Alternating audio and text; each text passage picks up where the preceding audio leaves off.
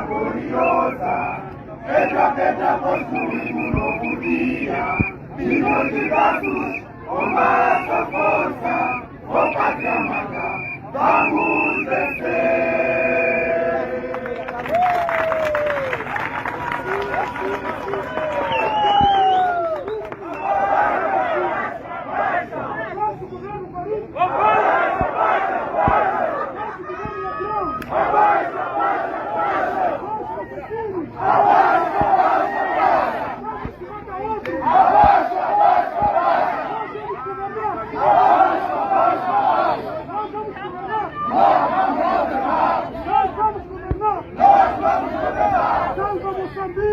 Esse país é nosso! Salva Moçambique! Esse país é nosso!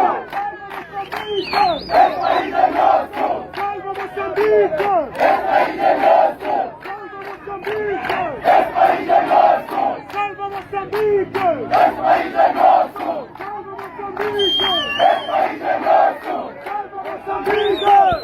Pelos montes, pelos rios, pelo mar, nós juramos curtir a Moçambique, nenhum dia nos irá escravizar. Moçambique, nossa terra gloriosa, pedra construindo um novo dia, milhões de braços, uma só força, ó pátria amada, vamos vencer. Moçambique, nossa terra gloriosa, pedra construindo um novo dia, milhões de braços, uma só força, ó pátria amada, vamos vencer.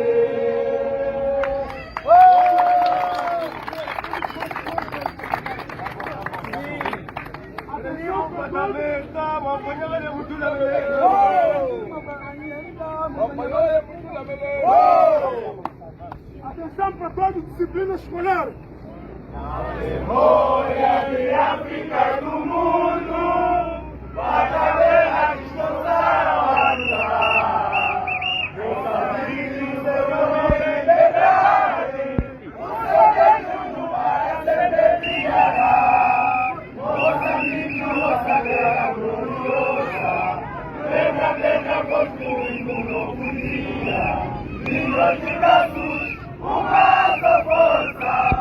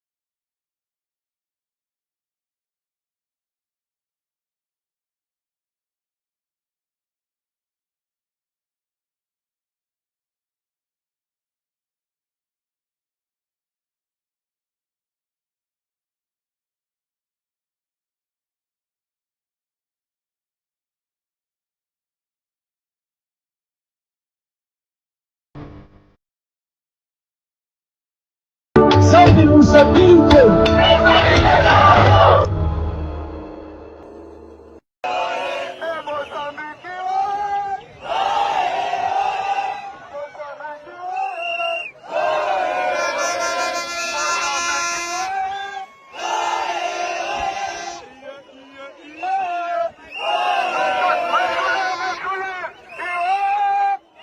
Podem cantar para aparecer bonito.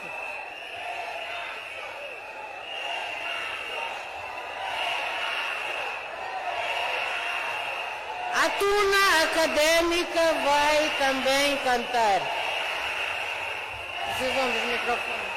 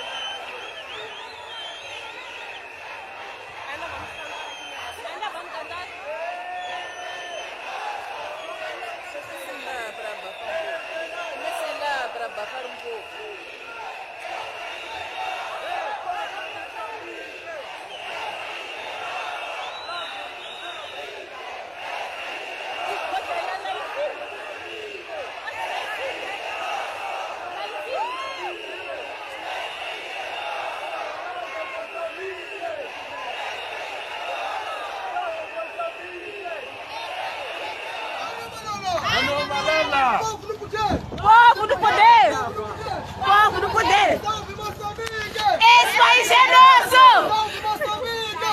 Esse país é nosso! Salve Moçambique! Esse país é nosso!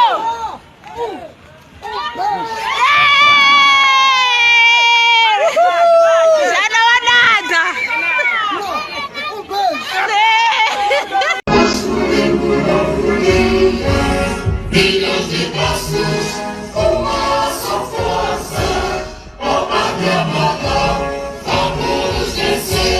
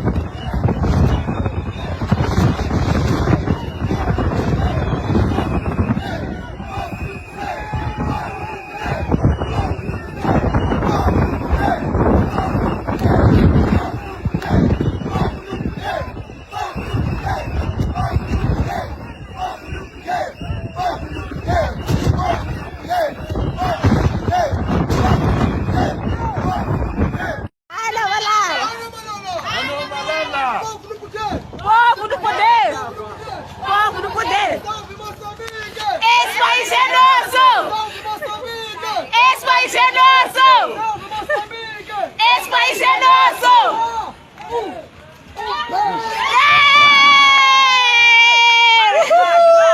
não há nada!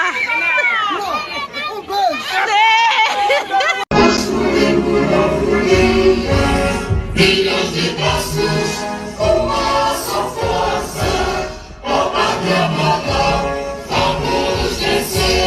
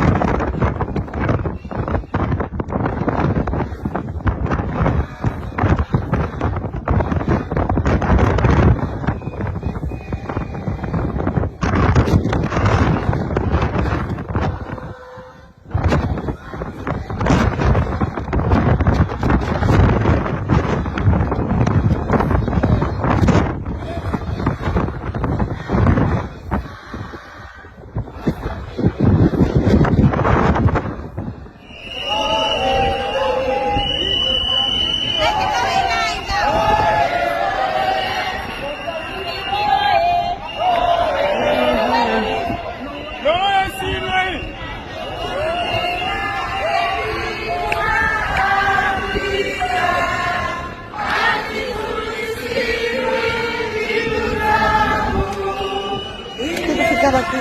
Vou fazer mais para filmar.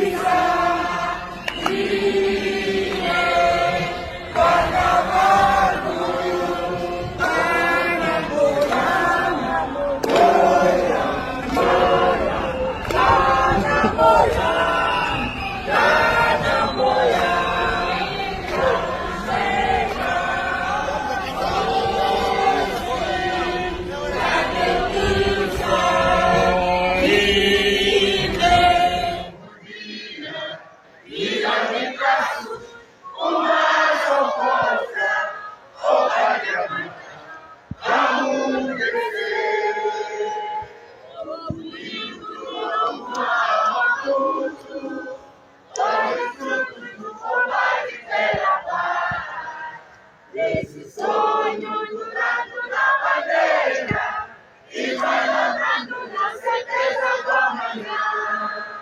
Moçambique, nossa terra gloriosa, pedra a pedra construindo um novo dia. Milhões de braços, uma só força, ó pátria amada, vamos vencer.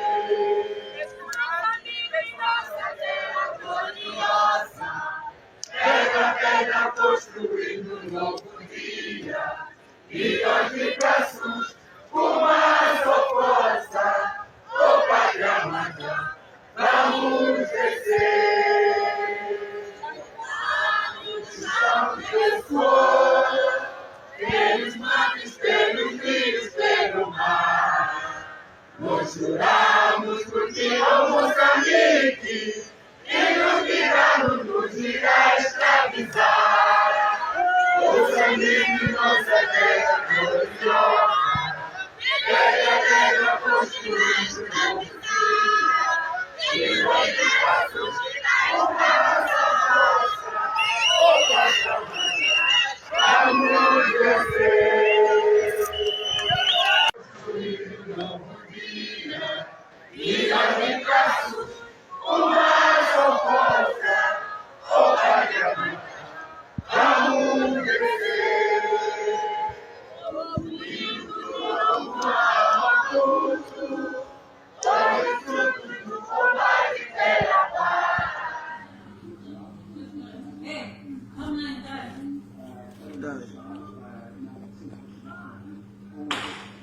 E está a tirar as casas por quê? Ixi.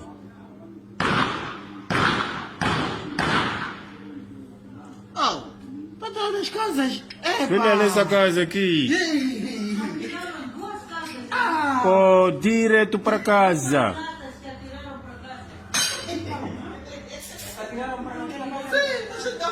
Isto tem que estar vir para aqui para o hotel, isto tudo aqui.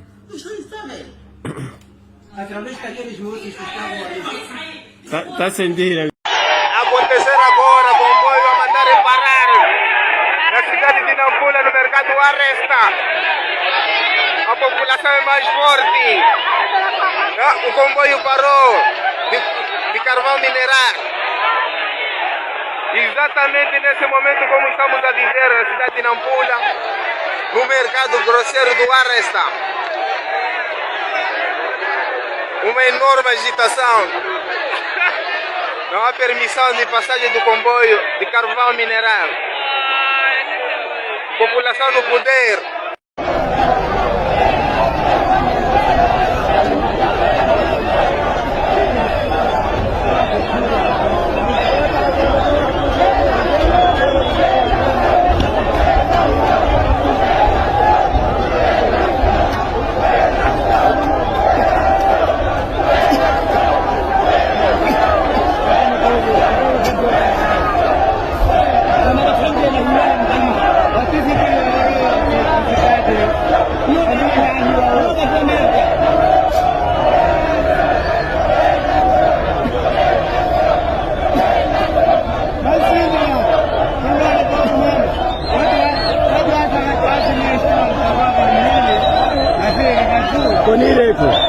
Koniretu. Aroiso elau. Tantu norwa. Bablo pacheriwa bosiso. Na jamaa opacheriwa bosiso NPI.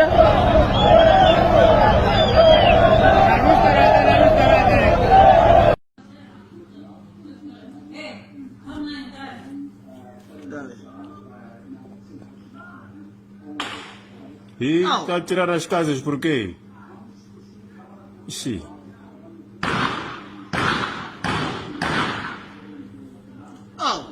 Para tirar as casas. Filha, nessa casa aqui. Pô, direto para casa.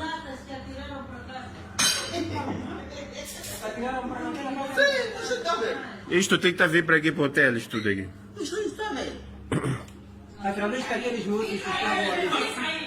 Tá a sentir? Acontecer agora, comboio a mandarem parar na cidade de Nampula, no mercado Arresta. A população é mais forte. O comboio parou de carvão mineral. Exatamente nesse momento, como estamos a dizer, na cidade de Nampula, no mercado grosseiro do Arresta. Uma enorme agitação. Não há permissão de passagem do comboio de carvão mineral. População no poder.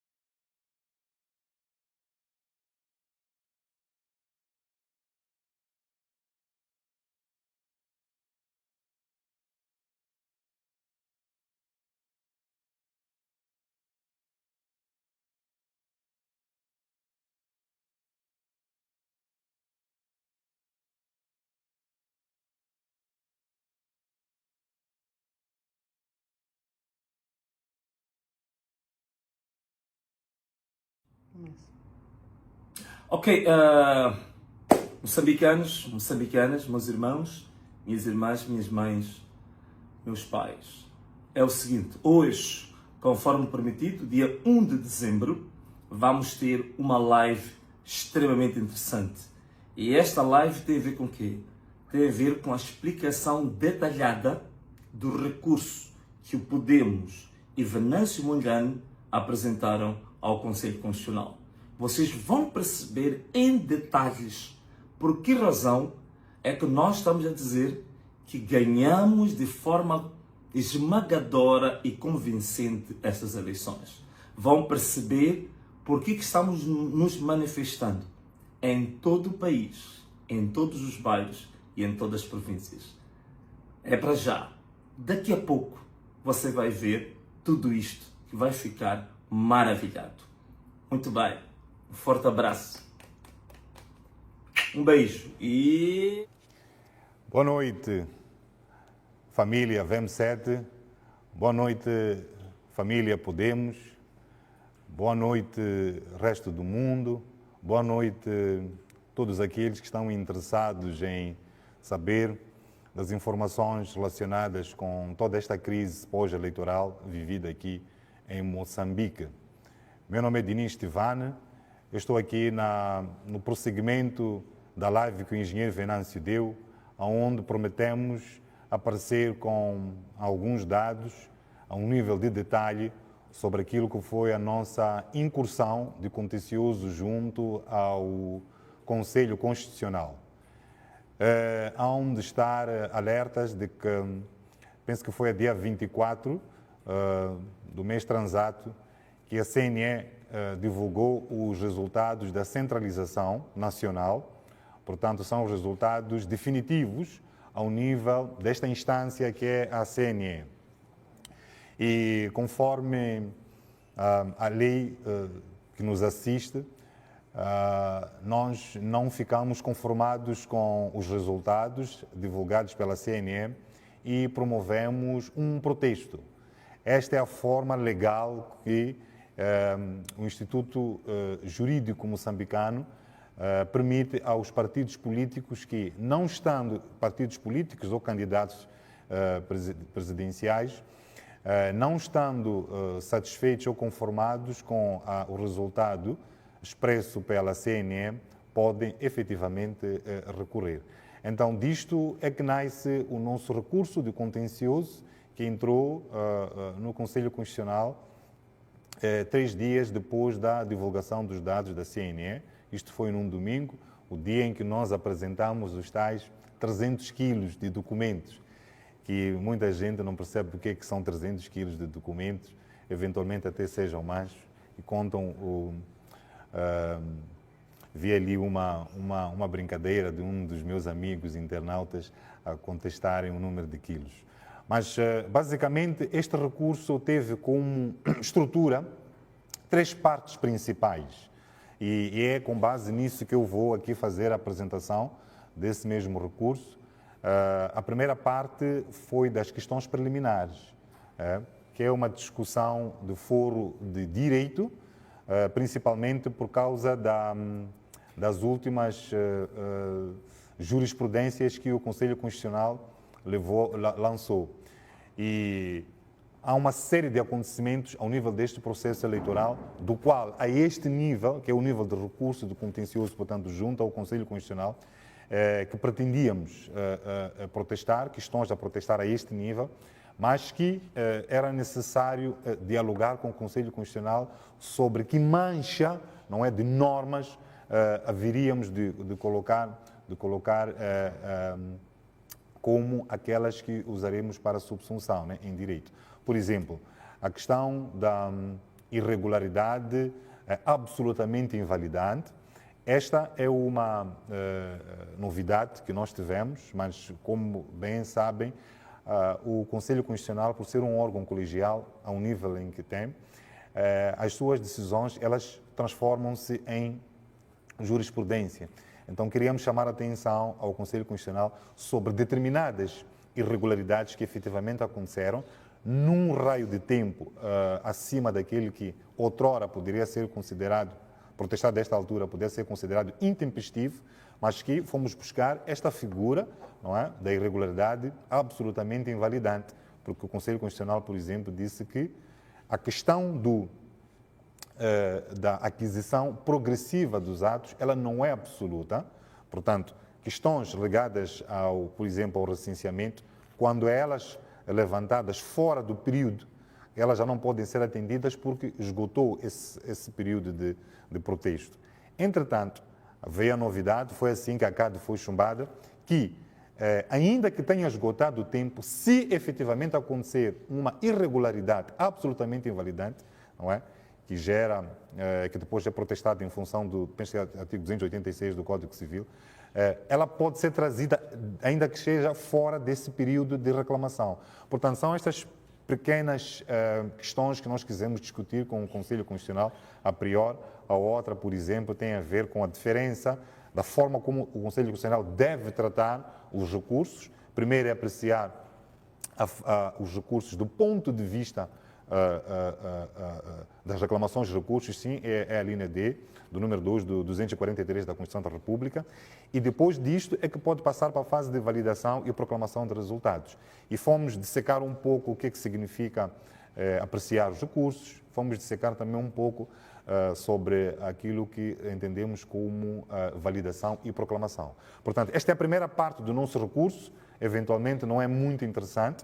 A segunda parte do recurso é que é efetivamente aquilo que nós temos como o pano de fundo desta apresentação, porque muitas pessoas efetivamente não estão a entender o que é que nós estamos a protestar.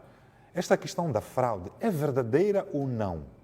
Portanto, nós decidimos praticamente 90% do nosso recurso tratar desta questão, detalhe a detalhe, província a província, distrito a distrito, levantamos, suscitamos muitas questões que estão lá no recurso e isto vai mais ou menos da página 13 até mais ou menos a página 90 por aí.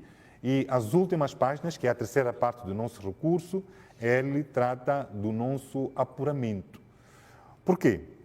Porque se nós versamos o nosso recurso para que ele, um dos pedidos, no final de contas, é invalidar esta centralização feita pelo Conselho, Comissão Nacional de Eleições, então nós depois deveríamos apresentar aquilo que é a nossa visão sobre como deveria ter ocorrido as eleições. Então apresentamos o nosso apuramento, não é? Nós chamamos de contagem paralela. Portanto, como podem ver, são três partes deste recurso. A primeira parte vou fazer uma síntese, que é o debate sobre questões de direito. A segunda, que é como é que nós identificamos a fraude. E a terceira parte é a parte referente à nossa contagem paralela. Portanto, já dissequei aqui sobre a primeira parte, não vou mais levar mais tempo. Vou pedir, sim, aos meus companheiros, que é para nós avançarmos para o slide referente a nossa crítica à zona sul do país. Portanto, como é que isto ocorreu? Como é que nós fizemos isto? Nós identificamos que, ao nível das três eleições, há discrepância entre número de votantes. Eu vou explicar muito bem. Nós temos uma eleição que é consignada como eleição geral. Portanto, ela congrega três eleições. É a eleição presidencial, que é para se votar o presidente da República. Depois temos a eleição legislativa, que é para votar os deputados da Assembleia da República. E, por último, temos a Assembleia Provincial, que é para votarem-se os deputados em cada uma das Assembleias Provinciais. E é a partir desta eleição que sai o governador provincial. Então, o que é que acontece? Quando o eleitor ele se dirige, não é, à mesa de voto, ele recebe três boletins de voto. Um boletim de voto para a eleição presidencial, um boletim de voto para a eleição legislativa e o terceiro para a eleição provincial. Portanto, significa que por cada um dos postos de votação ou assembleia, não é? Assembleia, vamos supor, estando aqui como presidente da Assembleia, terei os meus colegas à volta e à frente nós temos urnas. Portanto, se nós temos três boletins, nós também teremos três urnas à nossa frente. Então, Quando o eleitor chega, ele recebe 3 boletins.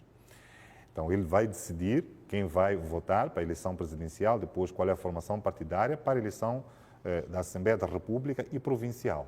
Portanto, significa que em cada uma das mesas de voto, não é? Suponhamos que nós temos uma mesa com 800 inscritos, mas efetivamente nessa mesa só foram votar, já que temos uma abstenção de quase 50%, foram votar, vamos lá, 400 pessoas.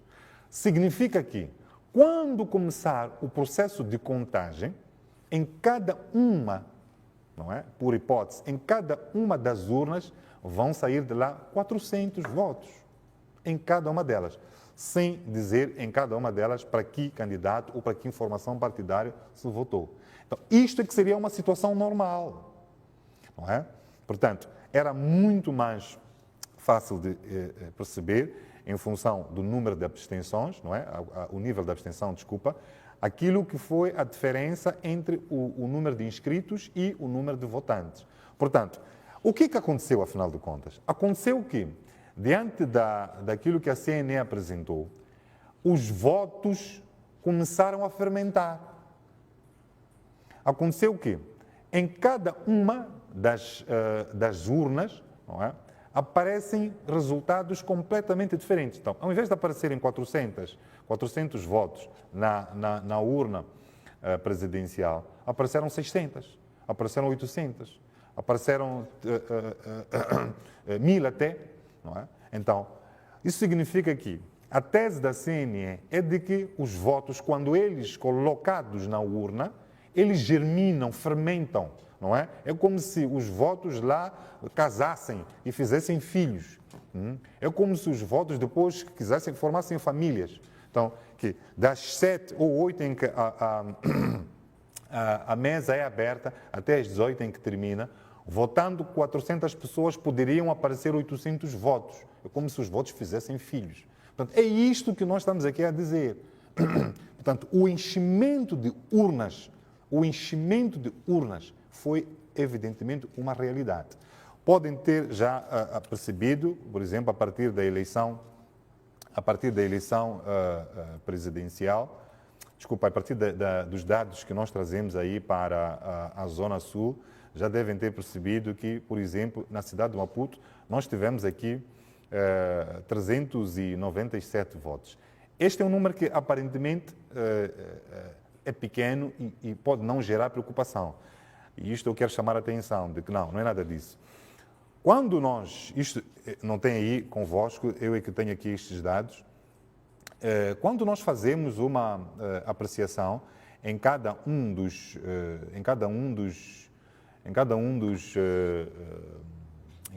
distritos, aí é que nós nos apercebemos do verdadeiro problema. Deixa-me ver aqui. Nós começamos a ver o verdadeiro problema. Portanto, ao nível da cidade de Maputo, eu vou dar exemplo de 2 distritos. É o distrito de Camavota e o distrito de Camachequém. Reparem, esse número de 397, como disse, esconde uma verdade, não é, preocupante. Em Camavota, nós tivemos uma diferença de 5.049 votos. Em Camachequém, nós tivemos uma diferença de 8.315 votos. É absolutamente gritante esta diferença de votos entre as eleições. Portanto, se nós temos uma eleição, não é, presidencial, depois a legislativa e a provincial, o normal é que seriam exatamente os mesmos.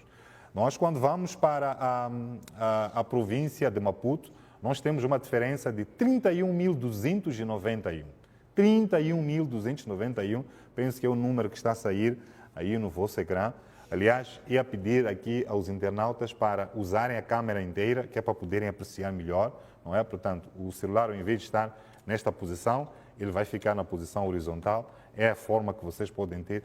E arrastem os comentários, podem observar os comentários depois, que é para poderem ter um melhor consumo desta live.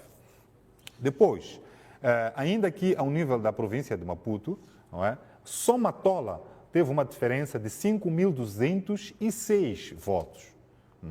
Boane teve uma diferença de 8.606 votos. Como podem ver, Não é possível que a CNE tenha conseguido criar, 8.606 novos cidadãos, justamente naquele momento em que houve a eleição. Então, são estas questões que nós estamos a levantar aqui no recurso e a dizer que, olha, não há condições para estes resultados serem validados. Então, ao nível, por exemplo, da província de Gaza, nós tivemos um total de 5.877. Esta é a diferença ao nível da província de Gaza. Mas, por exemplo, por distritos, este é um dos exemplos, por exemplo, Bilene, nós tivemos 2.766. Só em Bilene. Só em Bilene. Portanto, quando nós apresentamos os resultados desta forma, portanto, ao nível do distrito, as discrepâncias que estão ao nível do distrito e as discrepâncias que estão ao nível da província, significa que, quando houve o apuramento intermédio, que é o apuramento ao nível do distrito, então houve adulteração premeditada de dados. E quando se passou para o apuramento provincial, houve uma nova adulteração. Vocês estão a perceber a gravidade disto. Portanto, não bastou só haver uma fraude ao nível das mesas, portanto, edital por edital de cada uma das mesas de votação. Mas, ao nível do distrito, quando somavam os números de editais, eles também faziam uma nova adulteração. É por isso que nós apresentamos desta forma, da forma provincial, depois ao nível do distrito, que é para dar exemplo que isto não é uma constatação apenas ao nível da centralização provincial, porque se fosse assim, a eleição, em princípio, só estaria enviesada ao nível da província. Então, por exemplo, Mantacase teve 1.173. Agora, um caso gritante é o da província de Inhambane. Como devem ter percebido, temos aí um gráfico a indicar uma seta muito mais alta do que todas, porque significa que na província de Inhambane é que a fraude foi, quer dizer, é que foi sem pena mesmo, sem escrúpulos. Então, em toda a província de Inhambane, nós tivemos uma diferença de votos de 74.109. Eu vou me ater, eu estive aqui a fazer umas contas, só para vocês poderem perceber a gravidade disto. A província de Inhambane, ela tem cerca de 1.400 habitantes, 1.400.000 e tal habitantes. Portanto, ela contribui para o total de habitantes de Moçambique, é mais ou menos 4, 5 ou 6% no máximo por aí. Então, o universo de inscritos na província de Inhambane, estamos a falar de dados da CNE, é de 1.002.723, ou por outra, temos o número de pessoas que, em princípio, não se inscreveu para a votação é de cerca de 488.000. Entretanto, quando a CNE faz esta centralização ao nível provincial e apresenta este número de 74.109 novos votos, portanto, novos cidadãos, praticamente está a projetar uma população que só aconteceria talvez daqui a 3 ou 4 ou 5 anos. Portanto, nós estamos a trazer estes dados que é para fazer perceber, não só a Moçambique nesta live, mas também ao Conselho Constitucional, que não há condições de se aprovar aquela deliberação da CNE. Portanto, é uma heresia a um nível, heresia mesmo, é uma heresia científica. É uma heresia científica porque são dados estatísticos, portanto, não tem como estes resultados serem aproveitados. Porque falseia estatísticas populacionais, falseia a estatística ao nível do universo de votantes e inscritos, falseia, logicamente, uma eleição, todos os dados. E um dos grandes, podemos assim dizer, uma das grandes vitórias que nós passo a moderação, né? A modéstia, desculpa, deste nosso trabalho de recurso, foi conseguir apresentar uma situação de 2 em 1. 2 em 1 significa o quê? Que nós poderíamos ir dizendo que em que é que consistiu o enchimento de urnas ou em que é que consistiu a adulteração de resultados, trazendo o número de inscritos, aquele que era suposto votar, e depois trazer aquele que apresentaram, portanto, que é um número de votantes a mais. Então, nós conseguimos, ao trazer a diferença entre o número de votantes, ou a diferença entre as eleições, nós conseguimos despertar exatamente este elemento, mas trazendo o outro, que é a diferença entre o número de votantes. Eu vou voltar a explicar isto.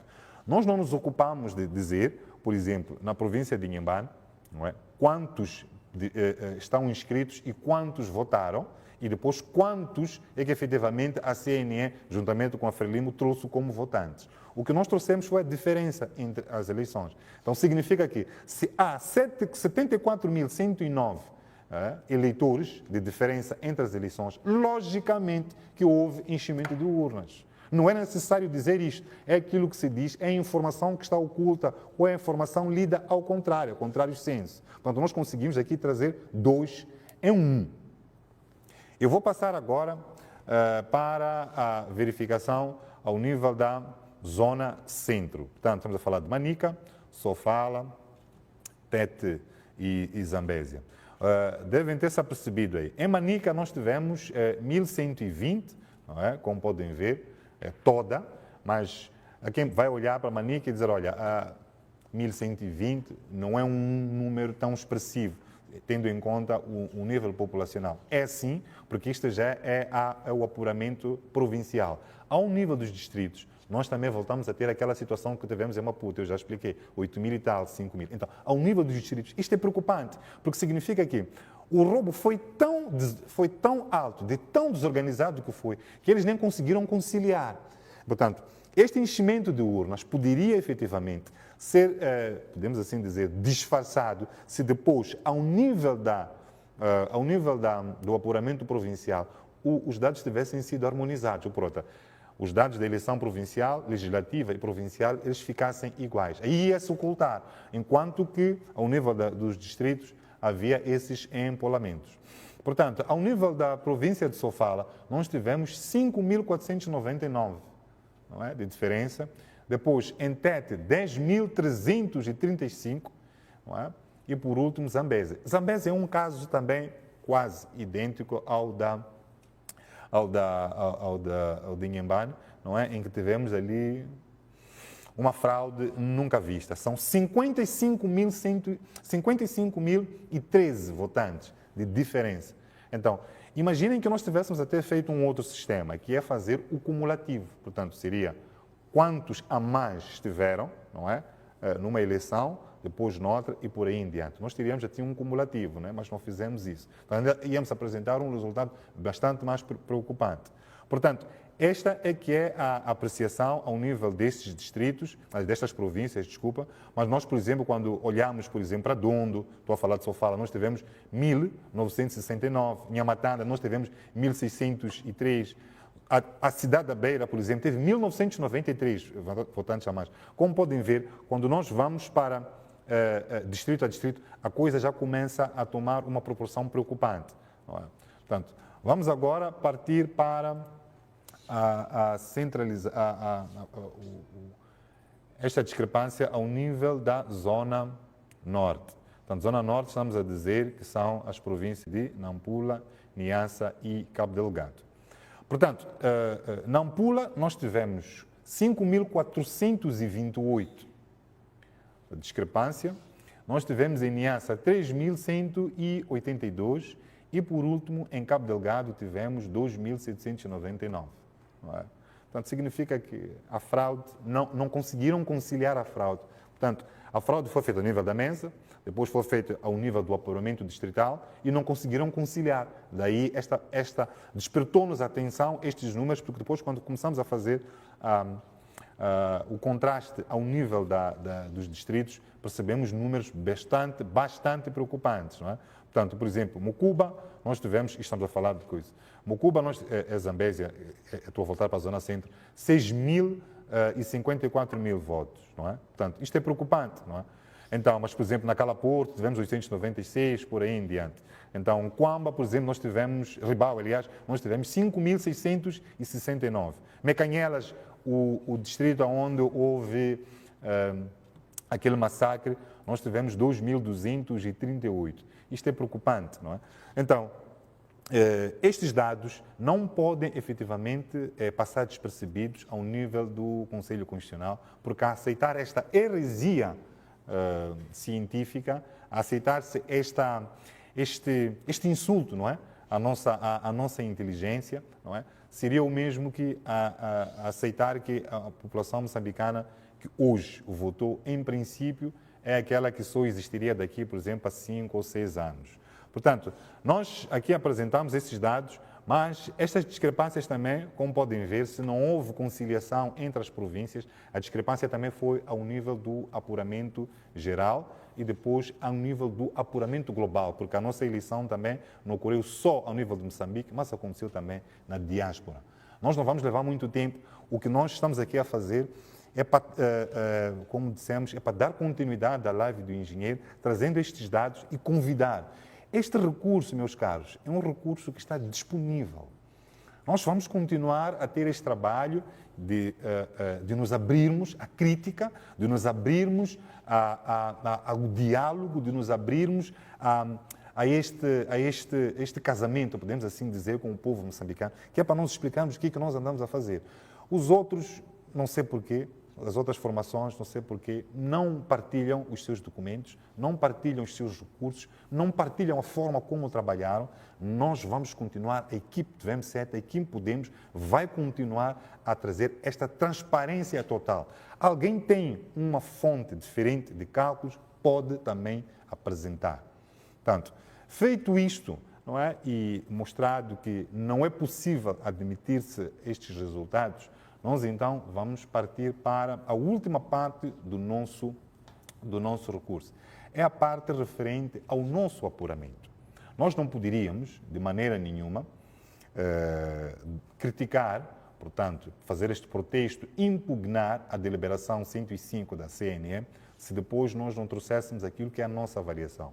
Nós, como preâmbulo desta última parte, quero fazer aqui uma constatação que é a seguinte. Nós, infelizmente, não conseguimos ter a totalidade de atas.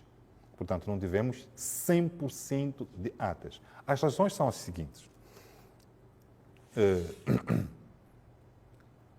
Portanto, podem ter se apercebido, porque foi veiculado nas nossas páginas, que houve roubo de credenciais de delegados de candidatura e depois a própria CNE não nos facultou uma segunda via. Há de notar que, e nós também fizemos veicular isso nas nossas páginas, que as pessoas que assaltaram o nosso mandatário para o distrito de Cambuquana, este que foi assaltado, foi violentado, foi ao hospital, e levaram dele 265 credenciais para delegados de candidatura. Este indivíduo contou-nos que, depois que nos apercebemos que o Elvino e o Paulo Guambe, estes que foram crivados de 25 balas, não é? Ficamos a saber que houve 2 carros brancos BT-50. Ele apercebeu-se e disse-nos que as pessoas que assaltaram, que violentaram, que levaram não só os documentos e também outros bens, eles queriam só os documentos, também se faziam transportar numa BT-50. Portanto, aqui nós fazemos este pequeno parênteses que é para fazer uma crítica à Procuradoria-Geral da República, que tem se ocupado de fazer uma verdadeira caça às bruxas, não é? Tentando imputar algumas culpas a algumas pessoas, não é? O engenheiro e pessoas que o circundam. Então, nós já dissemos isto, até hoje, nunca a PGR veio ter conosco, nunca a PGR pediu para entrevistar o nosso mandatário, que é para ele confirmar esta alegação de que, efetivamente, as pessoas que o assaltaram, não é, faziam-se transportar em 2 BT-50, exatamente as pessoas que deram 25 tiros ao Elvino. Portanto, não se avançar para a investigação deste crime hediondo que matou Elvino Dias e Paulo Guambe significa que a PGR está a comportar-se como parte do problema e não a solução. Mas nós continuando, por que não tivemos 100% datas? Houve recusa de emissão de credenciais para delegados de candidatura. Aqui também fazemos um parênteses. Na deliberação 105, há de constatar que nós temos ali várias colunas do Partido Frelimo, da Renamo, do MDM e depois do Podemos, e onde perceber que por baixo a Frelimo aparece com 54 mil delegados de candidatura inscritos. Nós do Podemos submetemos tempestivamente pedidos para credenciar os nossos delegados e nós tínhamos atingido também uma cifra quase de 100%. Mas só nos foi concedido, como se apercebe dessa deliberação, cerca de 30 mil, ou portanto, metade daquilo que nós tínhamos pedido. Portanto, como se pode ver, houve uma clara, uma deliberada denegação da participação do Podemos nestas eleições, a título de supervisão. Depois, o que aconteceu, afinal de contas? Mesmo nesses 30 mil, a emissão de credenciais para delegados de candidatura foi feita de maneira propositada, não é? Que é, emitiam credenciais pedidos em Boane, mas afetando a pessoa em Marraquém, ou em Boane afetando a pessoa em Namacha.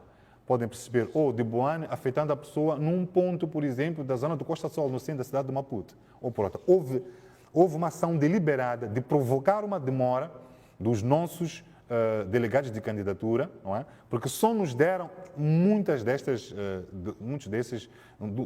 credenciais exatamente no dia da votação. E disseram, vão a este sítio. A pessoa pegava a sua credencial e pasmava-se, porque ela estava em Boane, mas, afinal de contas, o seu nome saiu para uma mesa que está em Marraquém. Como podem ver, isto foi tudo propositado. Mas ainda, houve também recusa de divulgação de apuramento das mesas de votação. Portanto, não só a CNE fez de tudo para impedir-nos que nós participássemos das eleições, mas também, durante o processo de contagem, não houve divulgação. Quem acompanhou as páginas do Elvinho Dias, as minhas páginas, as páginas do engenheiro, onde reparar, eu fiz, por exemplo, um vídeo, eu estava em frente, por acaso estive atento a este distrito cambuquano, eu estive naquela escola que está na N1, próximo do Benfica, chamado, acho que é Inflame Benfica, exatamente, sim. Então, naquela escola não houve a fixação de um único edital. Portanto, não só obstruíram a nossa presença naquele posto de votação, como também nem chegaram a colar um único edital. Mas, claro, nós podemos chegar logo de manhã, conseguimos olhar os quadros, conversamos também com algumas crianças, não só ali, mas também notas de Cambuquano. Quem acompanhou os vídeos por mim feitos, há de perceber que até eu deixei as crianças dizerem quem tinha ganho a eleição. E todos diziam, é Podemos, é Venâncio que ganhou a eleição. Entretanto, o edital não foi colocado. Portanto, mais do que isso, recusa da assinatura de atas editais nas mesas de votação também. Portanto, em alguns casos em que os nossos delegados, dos poucos que nós conseguimos ter, menos desses de 30 mil, houve muita recusa. Assim, o que faziam os membros da mesa? Eles trabalhavam sobre o duplicado e mesmo esse duplicado ele não era assinado. Então, como podem ver, houve uma onda, praticamente uma ação concertada para nos impedir que nós tivéssemos este 100% de dados. Mas mais do que esta obstrução, nós tivemos também a alteração deliberada dos dados de apuramento das mesas de voto. E isto estamos a falar há pouco tempo. Como podem ver, lendo a segunda parte do nosso recurso, já se consegue perceber esta linha. Estes elementos nós também colocamos no nosso recurso, demos a saber ao Conselho Constitucional. Aqui, não é? O alicerce desta linha é exatamente esta constatação de diferença de número de votantes em cada uma das eleições. Portanto, houve uma adulteração. Depois, houve uma distribuição, aliás, de atas editais, de mesas diferentes assinadas. O que aconteceu? Em algum momento, começaram a aparecer atas e editais que eram preenchidas com uma única mão. Claramente, então, nós não poderíamos considerar estes documentos. Praticamente, se nós já estávamos numa situação em que percebemos que a CNE-STAI e o Partido Frelimo estavam a adulterar editais, nós fizemos uma vista atenta a esses documentos e quando nos apercebêssemos que tinham editais, atas preenchidas com uma única mão, nós não contemplamos no nosso apuramento. Portanto, como podem ver, nós temos aqui cerca de 7 motivos pelos quais nós não conseguimos ter 100% de editais. Alguns temos, e são esses que nós apresentamos ao Conselho Constitucional, mas nós não os contabilizamos como elementos para fazer parte do nosso apuramento, porque eram muitos deles manifestamente falsos. Não havia como. Isso o Conselho Constitucional pode constatar a partir dessa perícia. Portanto, feito isto, com essa impossibilidade de obtenção de 100% de editais, o que é que nós fizemos? Então, nós decidimos avançar para a nossa contagem paralela, não é? Com a seguinte estratégia.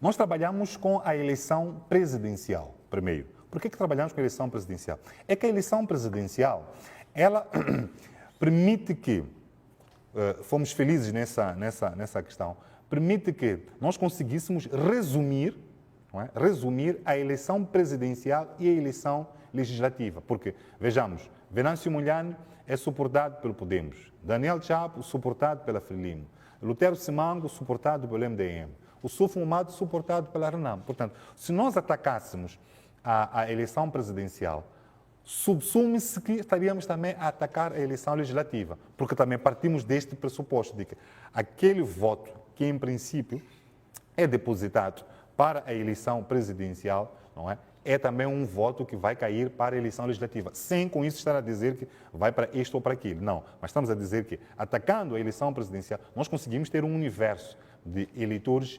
votantes, não é? Não são os inscritos, mas também os votantes.